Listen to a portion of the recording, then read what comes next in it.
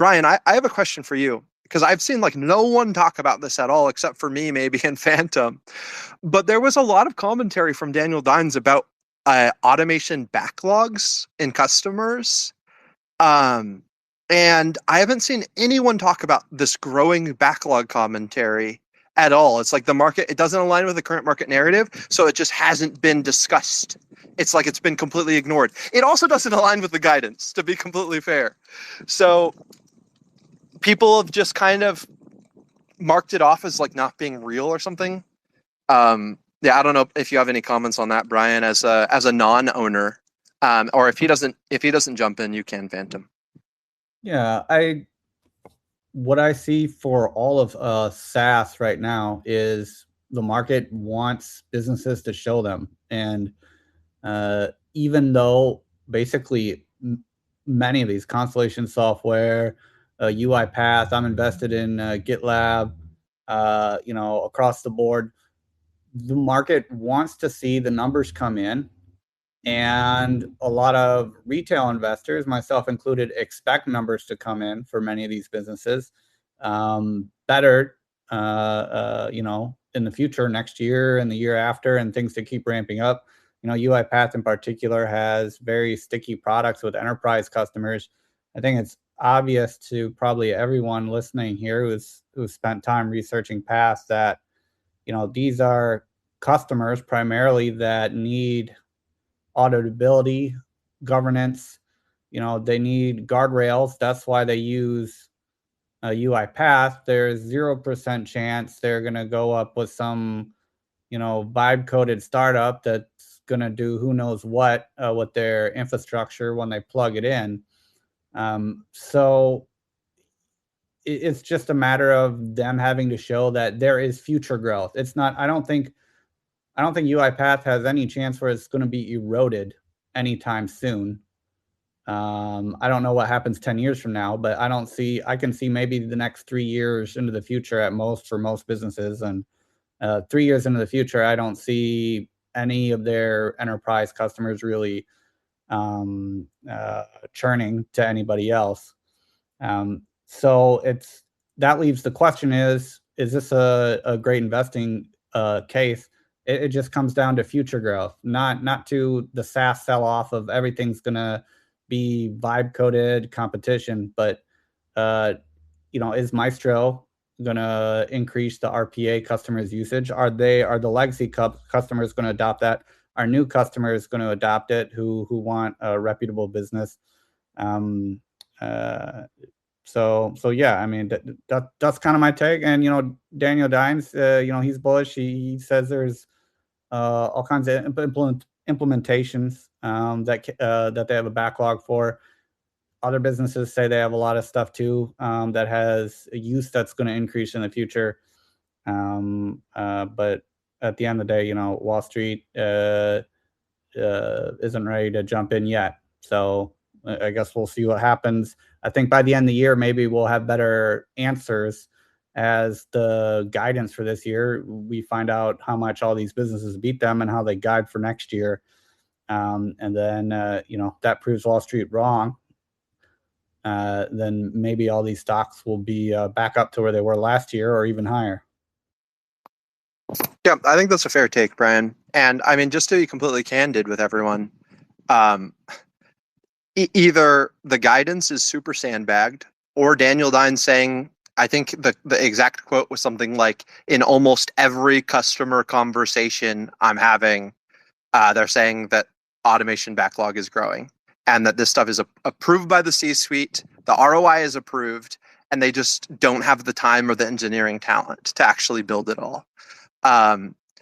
If that's true, then they're going to beat and raise 3 quarters in a row. So just being very candid, if they were to miss Q1 guidance and lower expectations, I'm going to be out, because then that means that what Daniel Dunn said is just not true. However, I am taking what he's saying to the bank. I mean, in many ways, at least with my own portfolio and my own positioning, because he's a historic sandbagger. He, like, before their growth slowed down a lot, They weren't saying, "Oh yeah, we're going to be accelerating." Like you go back and listen to the earnings call where he takes over from the other CEO that they hired, who kind of messed up the business a bit, and he's like, "Our execution is bad. We made a lot of changes that are hurting our sales. The growth deceleration is going to continue. We expect it to keep getting worse all year." Like he was very candid. This is not someone who pretends it's all good when it's not. So then last year, when they come in and guide for 6.7% growth, 6.7 to 7% growth, and then hit 13%, almost doubling what they guided for at the beginning of the year. And then they come in and their guide is 9% when they're saying there's a growing backlog. Almost every customer conversation is the exact quote. It has the people are telling him there's a growing backlog. It's like, okay, yeah, he's a historic sandbagger. So I don't think it's exactly the same when Daniel Dine says that there's a growing backlog as a lot of these other companies. But at the same time, I think that probably most of these software stocks are way oversold. Like Atlassian should not be trading 3 times sales with 85% gross margins. And I think they grew their remaining performance obligations by 40% year over year in Q4. Like when you're growing your backlog 40%, like you're probably not at least short term at risk. And that's like way faster than the revenue growth. I mean, even UiPath grew remaining performance obligations 19% in Q4, and they're guiding for less than half of that in revenue growth for this year. Jake, I would be extremely shocked if Path missed their guide this year and did worse.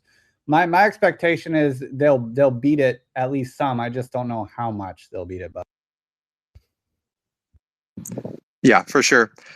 Phantom, how come you think no one is talking about how UiPath says there's growing backlog, or any of these like software companies? What do you think the reasoning for this is? Yeah, I remember hearing that too. Daniel Dines mentioned that. I'm not sure. I think it kind of seems like the possibilities of what can be automated. It seems like the C-suite is almost just now realizing it. And there probably is this fear of we're getting left behind. And so, or we don't want to be left behind. We want to make sure that we're staying up to date with this technology. So there's probably like over the past 6 months, I wouldn't be surprised if across a lot of these companies, there's just been, more conversations between CEOs and CTOs saying, okay, what can we do? But so they want to do it.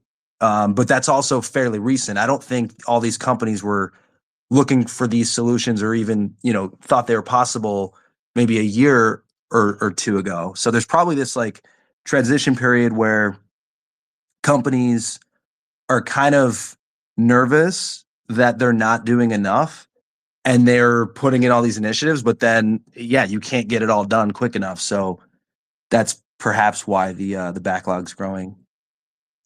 Yeah, I feel like the probability, because if you look at what happened with Palantir, they increased their time to value. They were able to accelerate it a ton after they first launched AIP on top of Foundry, which I kind of view as launching Maestro on top of UiPath Studio.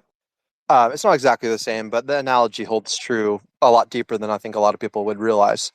It wasn't until Palantir started really increasing time to value that we saw the revenue growth accelerate a ton, because companies could adopt it and start getting results in that quarter, which is what most enterprise managers manage for, is the next quarter. They kind of they look at a little bit further, but they do care about the next quarter a lot. So they're a lot more likely to adopt something if it's going to help them, beat the next quarter. So when Palantir got the time to value down, the revenue growth really started accelerating. So I think that if Daniel Dines is telling the truth when he says that engineering agents and coding agents being able to use the whole UiPath platform is going to accelerate time to value from weeks or months, which means you adopt it now and it doesn't hit this quarter, the savings don't hit this quarter by the time you run your pilots and everything, to hours, and it really can help you now. Um, we could. I think there's like a 50% chance we see a Palantir like revenue growth acceleration this year or next year.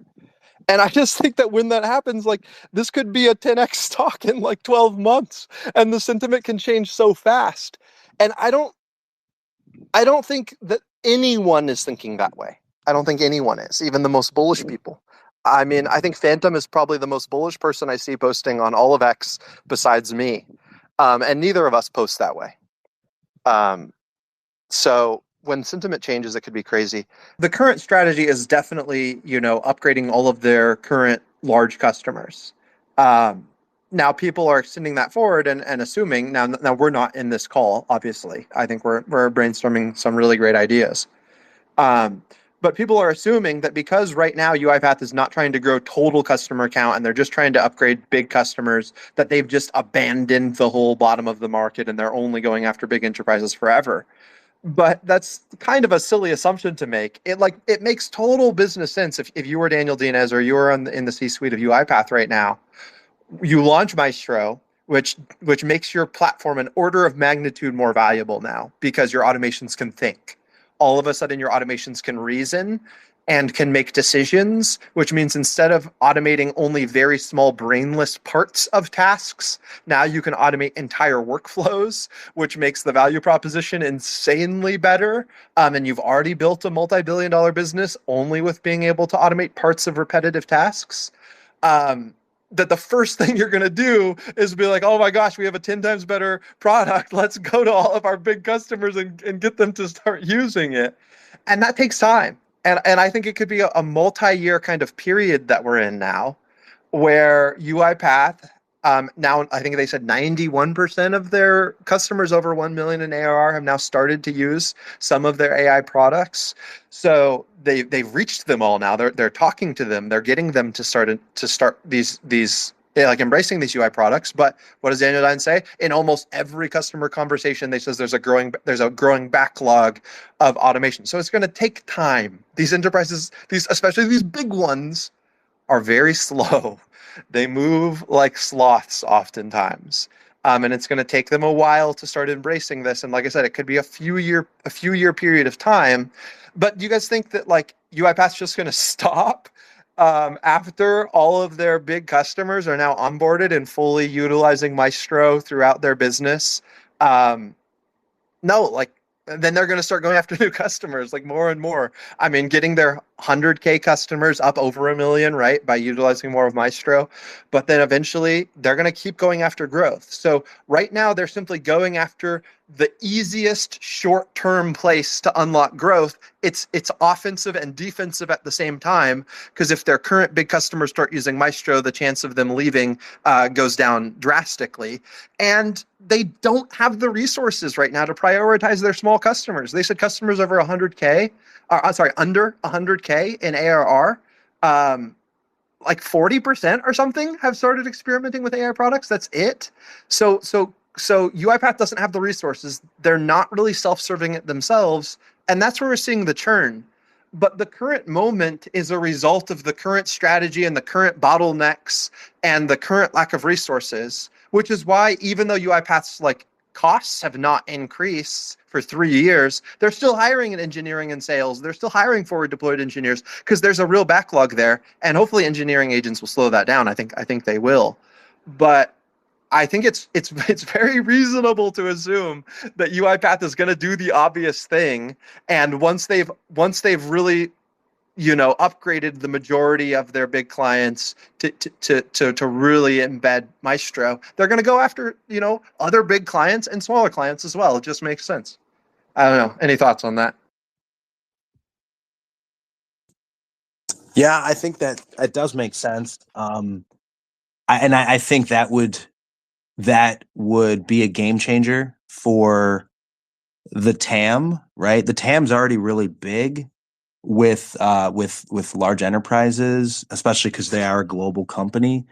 But yeah, I think if they also start focusing on small and medium sized businesses, that'd be huge. And then you can have more of this go to the website, kind of sign up, get your subscription, and start using these agent builders and building these things out. You don't need the technical expertise.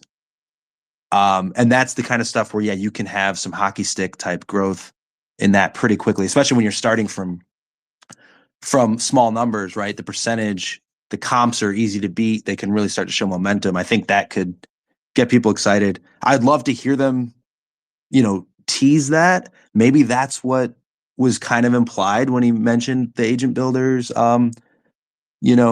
cutting time from months and weeks to hours. But yeah, I haven't quite like connected all those dots yet. But if they were to say that, that would be huge. And you're right, it does seem obvious that they would do that at some point. But I would love to hear them make an announcement like that. That'd be huge.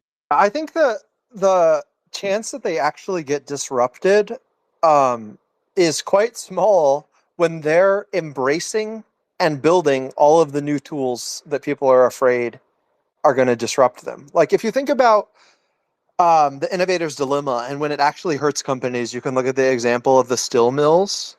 And the big still mills had these huge industrial things that are so expensive to build, and these small mini mills were invented that could do the work, but it was like quite low quality, so it could only deal with like the very smallest bottom end of the market, the sort of metal that people don't actually see, that maybe goes in between sheetrock or something like that. And none of the big steel companies actually created their own mini mills, and they decided not to compete against the mini mills at all. They're like, no, the current way that we're doing what we're doing, we're gonna keep doing that. It's way higher quality, and they just started ignoring the bottom part of the market, which increased their profitability and made everyone happy.